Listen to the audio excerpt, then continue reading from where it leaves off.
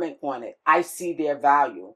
I think the danger in us getting to a point where we feel like we have enough people to throw people away doesn't do well for the culture. It doesn't do well for our revolution. We need everybody. And I think that the sentiments of Native Land Pod, as I was watching it, I was so disappointed. And I was probably one of the first people to comment on that video, because I felt like how they were coming off very elitist, very them over there, very Mark come home, you don't belong over there, that's beneath you. That is the attitude of the Democratic Party. That is the attitude of the elitist Democratic Party that cannot find their path to the people. They can't find their path to the people because of those types of sentiments. You think you're better than everyone else. And that is why you fell on your face in November of last year. There are more people like those on the Joe Budden podcast in our community than there are those on the Native Land podcast. And until we realize that, until we open doors and bring people in, all people, and recognize that we all have value and there's a place for each of us, we are going to be in this forever uphill battle for our freedom. I was particularly disappointed in Tiffany's comments. And I'm name checking Tiffany only because of all of them, Bakari just got there, but of all of them on the podcast, I mostly agree with Tiffany. Most of her commentary I'm in alignment with. She is the only one that I feel like if someone's going to break away from the Democratic Party and actually see the Democratic Party for their role and where we are right now as the people, and opt to lead the people in a different way, if anyone's going to do it, I feel like she's most likely. So I respect her. I was so disappointed, though, to hear her sentiments. I was so disappointed, though, to hear her sentiments with regard to how she spoke about Flip, whom she never met and didn't know. And I related it to, it's not only Flip. It made me feel like, and pardon me if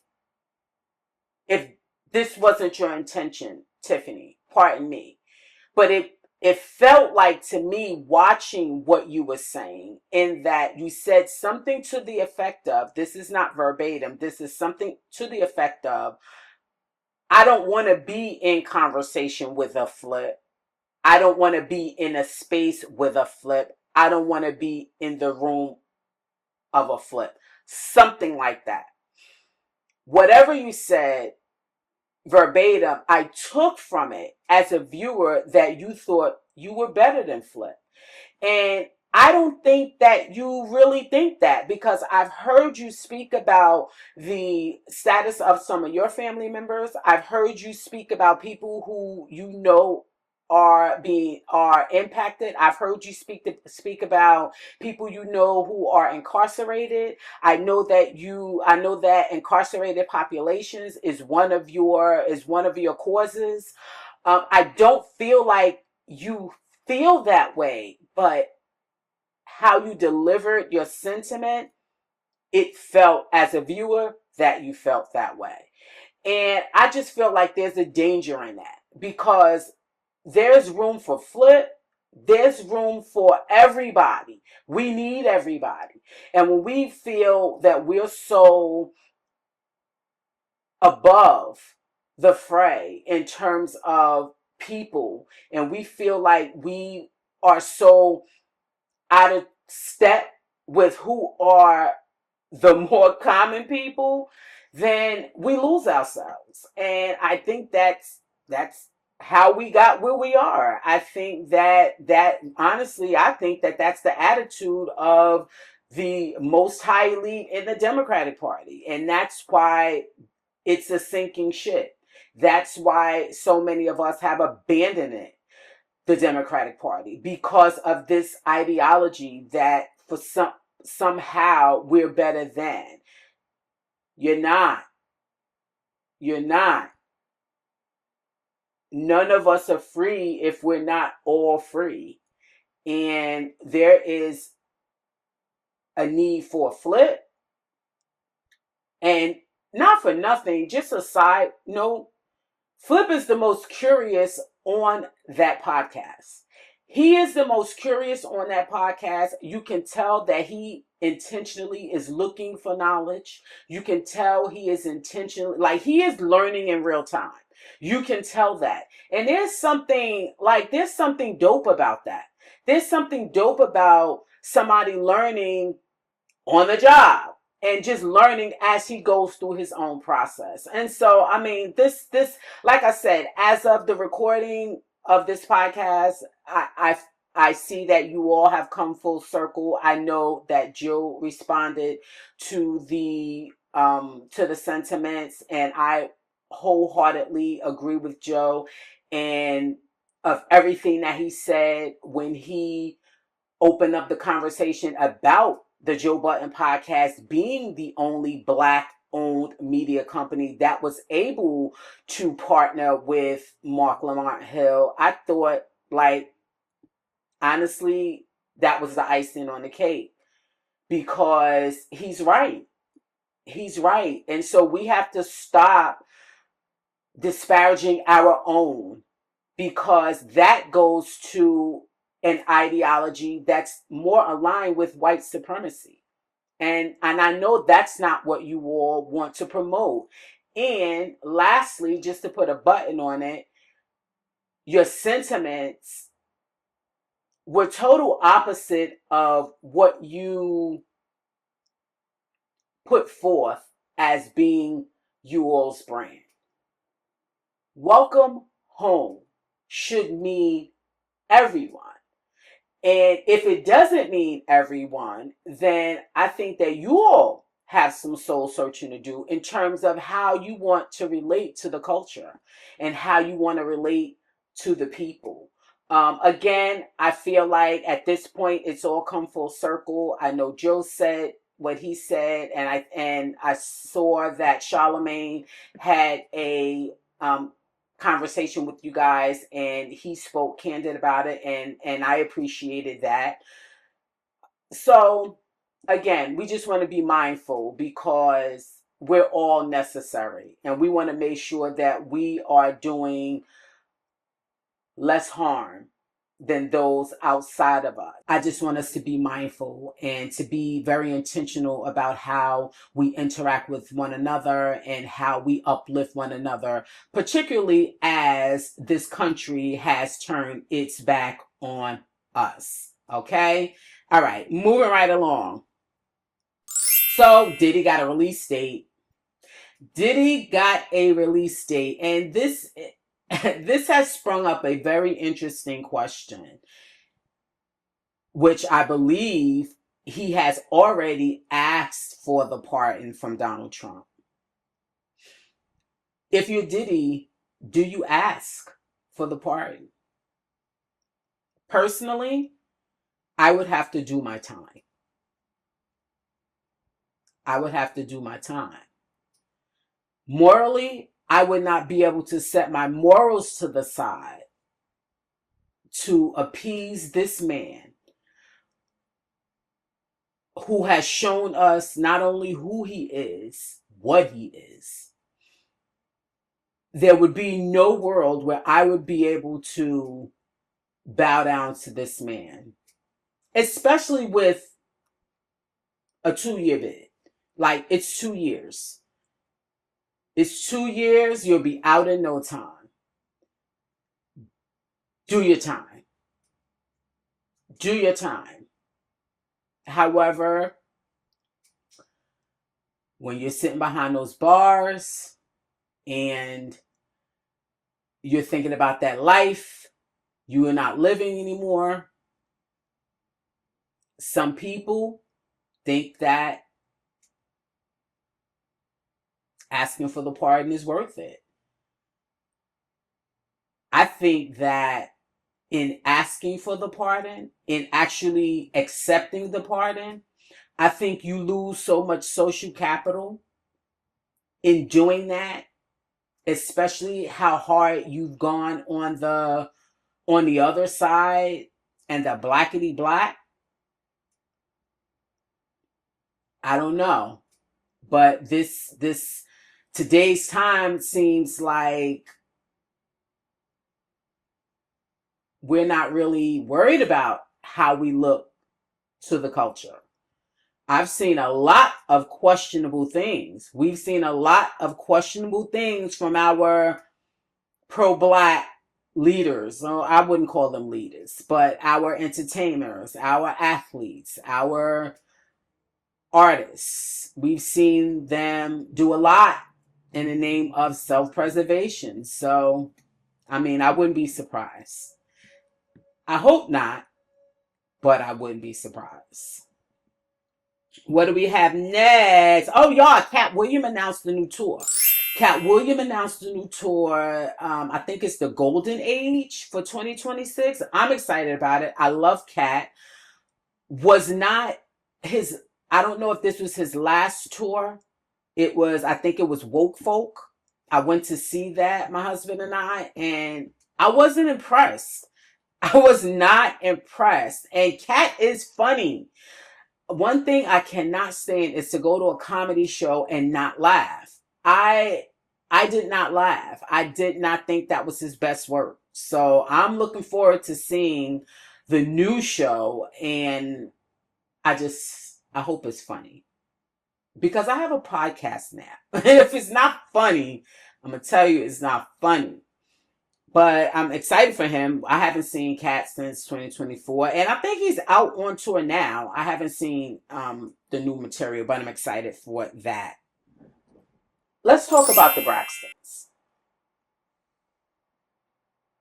I love the fact that they are, I mean, I don't watch a lot of television, but I think they're the only black reality family on TV still right now. I mean, there could be some others. I'm sure, I'm not aware of everything that's on, but they are one of the longest running shows on TV. And I love that for them. I love that for us. I love their family dynamic. Um I loved their I love their family dynamic. I love that they show the inner workings of family, and that's not always pretty. That's not always pretty. And I love that they seem to work out things, they seem to be working on things in real time.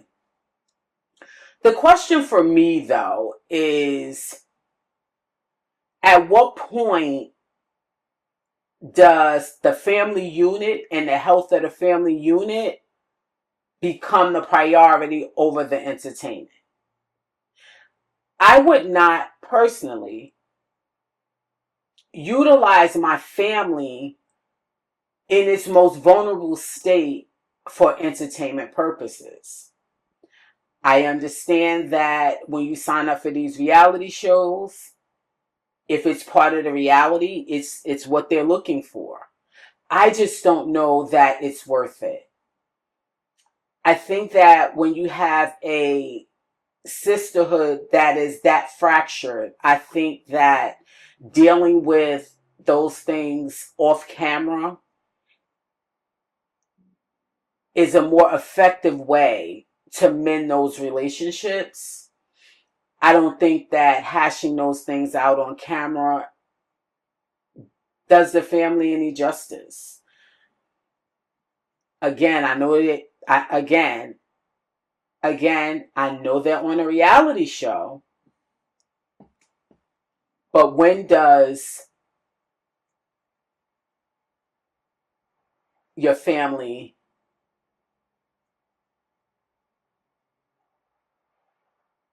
again, I know they're on a reality show, but again, I know they're on a reality show. But at what point is your family not for sale? And I'm not picking on the Braxtons. I have the same questions for the Kardashians. Although I don't watch that show anymore. I used to love them. I used to love their family dynamic. Because there's no perfect family. However, what I started to feel was that they were robbing the culture. And there were a couple of instances in a couple of events in Black culture where I felt like that family, for as much as they get from Black culture, for as much social capital as they get from Black culture, for as much as they love Black culture, their voices were low. So for me, it just felt like, and I never even planned to talk about them today, so this is all I'm going to say in terms of why I stopped watching. So for me, it felt like you were picking and choosing when you interact with Black culture and how you interact with Black culture. And when it was convenient for you to align with whiteness, you did that. And when but when it was but when it may have cost you something, you stay silent. And a post is great, but when you have a portion of the population, and a post is great, but when you have a portion of the United States population following you, then I think you owe it to the Black community to utilize your platform in a way that uplifts us when we need it. And I don't feel like they utilize their platforms in that way. And so, I had to turn the TV off. But anyway, because I never even meant to talk about them. Back to the Braxtons. I just wish that they would do some work off the camera. I don't feel like this is the greatest and the healthiest way to mend. And as a Black family, I would like to see them mend. The network has built up this big tension, this big explosion, this big fight that's going to happen. And I just don't think that the family structure should be for sale. I don't think we should sell it. I think we should actually try to mend the relationships and come back in a healthier way. I don't want to be entertained by your pain. I don't want to be entertained by your pain. Because it hurts me to see how you all are hurting. So, I don't know. That's that. What else do we have in culture? Oh, Versus. Did y'all like the Versus? I haven't seen it yet, so I don't have a lot of commentary on. I don't have any commentary. I am planning to watch it. I am planning to watch it this weekend. I do, but what do y'all think? How did it play out for y'all? Who got it? I heard that Lil Wayne didn't show up, which, Wayne not showing up had to have been a big thing. But I'm looking forward to seeing it over the weekend. I think that's all I have in cultural news. So let's move on. Should we do some current events? Let's go. So on my last podcast, I did, I gave Stephen a shout out. It wasn't a good shout out. And so I'm coming back this week because apparently he has apologized to Jasmine Crockett. Why? Why did you apologize to Jasmine? Did you really feel like you wronged Jasmine? I was not impressed by this sudden reversal. I don't feel as though it is genuine. I feel as though it's necessary for him to continue his political aspirations within this Democratic Party, or him to have some type of allyship in this Democratic Party, specifically because I do believe that he has political aspirations. Whether he would run as an independent or a Democrat, I don't know, but I do know you'll need some friends. I don't think that the backlash that he got with regards to how he chose to address and speak on Jasmine Crockett really did it. I think he got a call from a higher place, which told him that he needed to course correct. And he did. I think ultimately it's about the dollar. And when you get to that level of money that Stephen A. Smith is in line with, then you have to sacrifice yourself and your people. And I don't think that he's shown us that he's above either. So, moving right along, y'all. We're talking current events. There is so much going on. As of the day of this taping, the government shutdown is now 28 days out. 28 days. 28 days, with tomorrow being the cutoff for EBT and food stamp assistance for millions and millions of Americans and children. What kind of diabolical person are you that you're going to cut off food? There's literally nothing to buy with food stamps but food. Meanwhile, at the same time, this president is bailing out Argentina. 20 billion with a B dollars. Why? There's not even an economic rationale for this move. It really isn't, because Argentina is one of those places. Argentina has no interest anywhere. It's just to Donald Trump's benefit that this president stay in power. He's preserving some kind of allyship. He did say the $20 billion is contingent on Milei winning his election.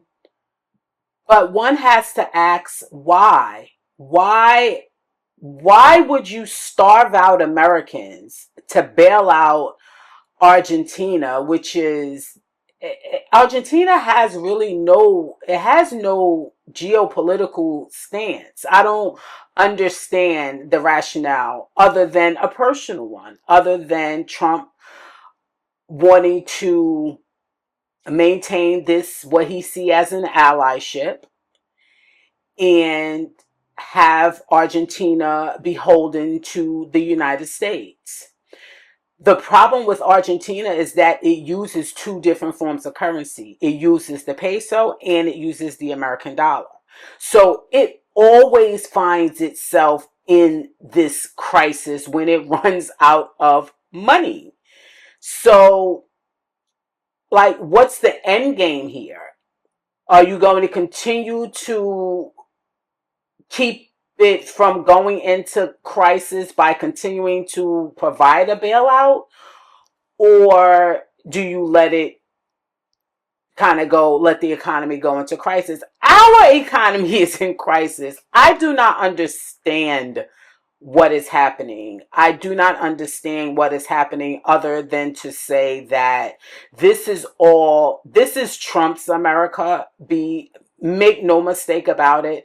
This is Trump's America. And he is doing everything that he can to move this country from a democratic ideology. And I'm using those words specifically because it was never really democratic. In the end, if he decides to leave the White House, he's going to leave that White House a very, very rich man, and his family and the people who are in line with him will leave and will be a lot better off than they came. And while he's saying that there's no emergency money to temporarily fund the food stamp program, he is funding or has found money to fund the military. Now, legally, he's not supposed to do what he's done, which is taken a private funder, Timothy Mellon, who is a rich right-wing business person, and allowed him to donate $30 million to fund the military. If he wanted to fund food stamps, he would. If he wanted to fund food stamps, he would. He does not want to fund food stamps. I think, in my opinion, he wants to starve out this American culture. He wants to starve out Americans, literally and figuratively, because he wants this country to get to a point where they have to rely on him. That is one of the main premises of establishing a dictatorship. He wants American people to, he wants to undermine every systemic form in this country, so that the American people will see him as the only answer. That is one of the main plays of establishing a dictatorship. You have to sow doubt in all of the institutions to say, see, they don't work. I'm going to work for you. Just trust in me. And that's what he's doing. But I think it is sinful what he's doing, and the people that is really going to hurt the most are really his constituents. Black people, we have been here before. We have this on lock. We know poverty. We know oppression. We know community. We know how to keep it moving. We know how to pool our resources, depend on one another. We know how to do this as a culture. We've been here before. It's the poor whites that's going to have an issue. We know how to do this. Moving right along, Target lays off people. Did y'all see that? Right before the holidays, they're laying off something like 1,800 corporate people or whatever. That's good for them.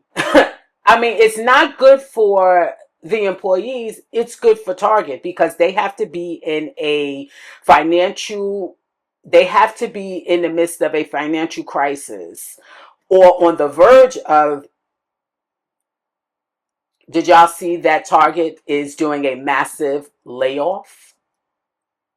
And I think that Target is getting what Target deserves, because Target did not have to come out against DEI in the way that they did. Nobody asked them to do that. Literally, before Trump started mandating that companies get rid of DEI, they were the first to sign up to do it. Why they felt like that was the move to make, when we have been so loyal and so committed to Target, specifically as a culture. I don't understand why they felt the need to do that, but they are seeing a dramatic. Why they felt the need to do that is beyond me. They didn't gain anything from that. They only lost. But I feel like at the time they wanted to appear as if they were in step with the administration. So before they even got asked, they had already signed up to eliminate and roll back the promises that they had made during 2020, when they committed all that money to Black initiatives and Black businesses. They didn't want to do it in the first place. And that's why the first avenue that they saw that they could take to renege on those promises, they did. And as a result, their bottom line is being impacted. And I say, good. If you are in Maryland, boycott Avelo Airlines. Avelo Airlines that flies out of Maryland. If you are in Maryland, boycott Avelo Airlines. Avelo Airlines flies out of Maryland, and Avelo Airlines has just accepted a $150 million contract from ICE. Boycott Avelo Airlines, because as a decent human, their morals should not align with yours if they're taking money to do the dirty work of this administration. I'm in New Jersey, and there's a governor's race going on right now. And the two people who are vying for that position is Mikey Sherrill and Jack somebody. He's a Trumper. Mikey Sherrill, I am not voting for you. As a Black person, I have never seen a commercial where you speak to me.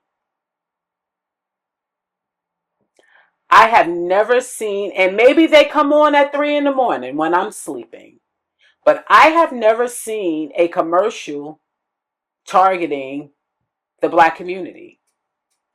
I have never seen in your commercials where you say anything other than the fact that you are a former pilot and prosecutor. That's all I know about you. So I will not be voting for you. Of course, I will not be voting for Jack, whoever he is. Jackass is what I think he is. I will not be voting for him, but I will also not be voting for you. You politicians, you have to, at this point in my evolution, you have to tell me more than I'm better than Trump. Because I have seen where you all, both Democrat and Republican, are very much aligned. You both take money from AIPAC. And when you take money from Israel, you are beholden to their interests. So your interests and my interests can't be in line. because you have to satisfy the people who are giving you money. And so in order to get my vote, you have to specifically tell me what you're going to do for me in my community. That's it. I don't care that you are the opposite or the anti-Trump. I don't care. I don't care. Because behind closed doors, you all operate the same. So no, what, Mikey, I was getting ready to call you Wikey Cheryl, but you are white. No, Mikey Cheryl, you will not be getting my vote. Nor have you asked for it, nor have you even appealed to me to tell me how you would want to earn it. So that's that on that. So in other current events, y'all, so we have to keep Jamaica in our prayers. Right now, Hurricane Melissa is raining down on them, or about to hit them. And that is very scary. I don't know if you all have ever been in the Caribbean when a hurricane hit, but this past August, my husband and I were in Anguilla, and Hurricane Erin hit. Now, when we first got there, we had a villa, a beachfront villa, and when you open the patio doors, the beach was right there, like 3-4 feet up. The beach was right there. You walked onto the beach. After the hurricane, there was literally from outside of our patio door a 4-foot drop where the ocean had washed away the beach. So it is very scary. I feel for anyone going through that. I can't imagine being, I can imagine because I was there on vacation when a hurricane hit, but it wasn't, for us, it just rained really hard for like 2 days and then it cleared up. I feel sorry for anyone who is experiencing this right now in Jamaica. So keep Jamaica in your prayers, as well as the rest of the Caribbean. We're coming to the end, y'all. We're talking anti-capitalism. Netanyahu orders additional strikes on Gaza after this 2-week fake-ass peace deal that just happened. These people are so disgusting. The lack of humanity that you have to be this evil. Why? I don't understand it. I understand it, but I don't understand it. So they're supposed to be at peace. There's supposed to be a truce. He has been bombing Gaza since they left the table. And this man wants that land. And Trump wants a resort on that land. And I don't think these people have any intention on doing anything less than completing this genocide. The United States is complicit in its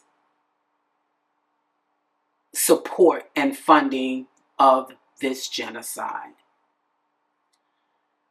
There is no world where any of us should be okay with this. I do not think for a minute that there is any intention on any type of peace deal with respects to the Palestinians, with respects to Gaza. I believe wholeheartedly that this man wants to see this genocide through to the end. And the United States is going to fund it. That's it. That's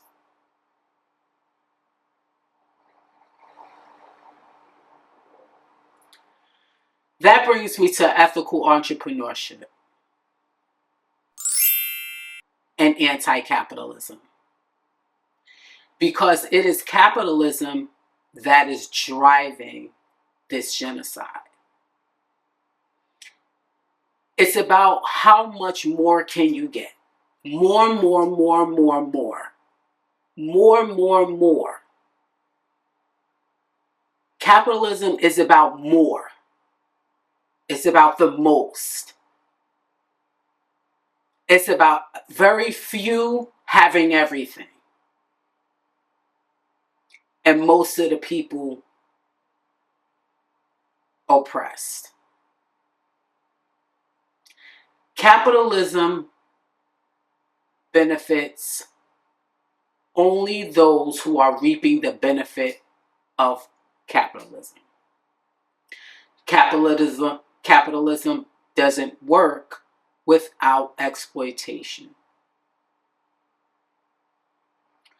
So while I support entrepreneurship, I support starting your own business.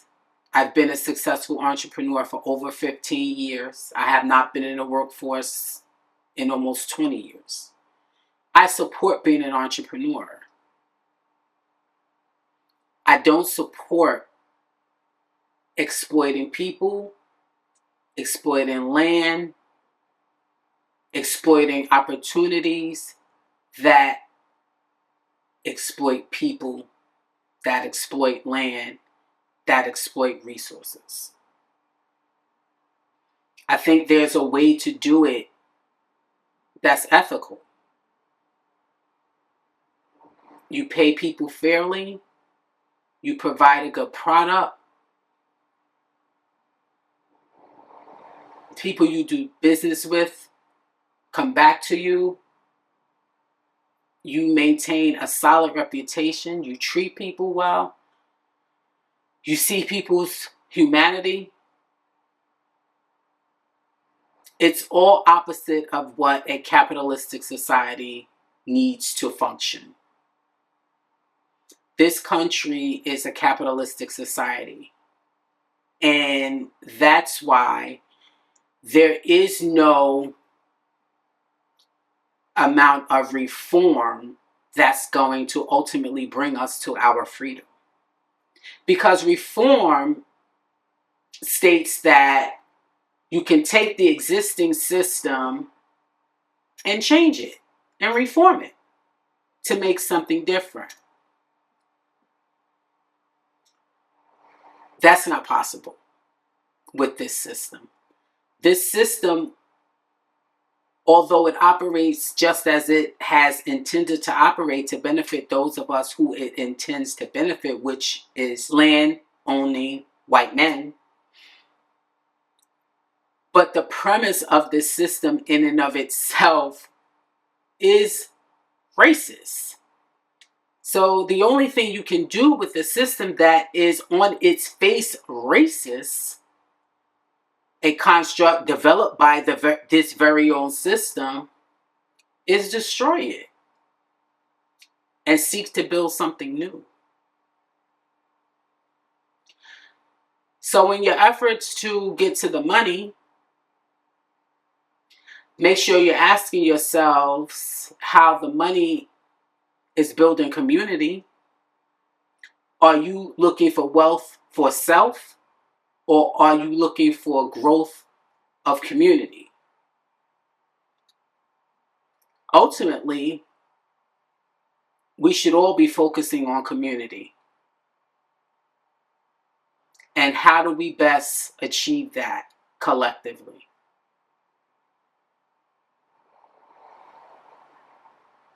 That is something that in my own evolution, I am trying to figure out. Because I have been on a chase the bag model for years. I have bought into the capitalistic playbook. I have all of it. I have the LLC, I have a nonprofit, I have a master's degree, I have all the things. And now I am figuring out how to utilize those things differently. And I think at some point we're all going to have to figure out how we are to exist in this capitalistic society without becoming disgusting human beings. That's a question for all of us. With that, that is it. That is all. I am super happy that you joined me for conversation this evening. I look forward to seeing you again next Friday. For now, I'm going to leave you with this. So today's black fact. At the end of every episode, we give you a black fact. And today's black fact is that Earl Big Cat Lloyd became the first black player to play an NBA game. He was born April 3rd, 1928, and drafted in the 9th round to the Washington Capitals in April 1950. He stayed there a couple years. In 1952, the Capitals folded, and ultimately he ended up in Syracuse, where he played with Jim Tucker.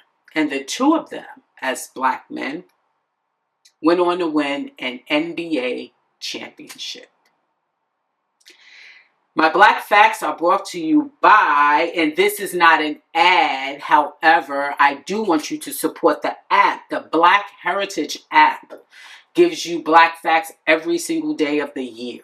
Support the app. Download it. It's free. We need to preserve all of the history that we can, and we need to support platforms that is providing this information. Last but not least, today's takeaway. In closing, I think that as black people, we have to reject everything that is anti-black. We have to reject anti-black speech, anti-black actors, anti-black spaces, anti-black platforms. We have to guard our minds, guard our ears, guard our hearts, protect our dollars, and protect our space. Because we are truly all we have. Until next time, good night.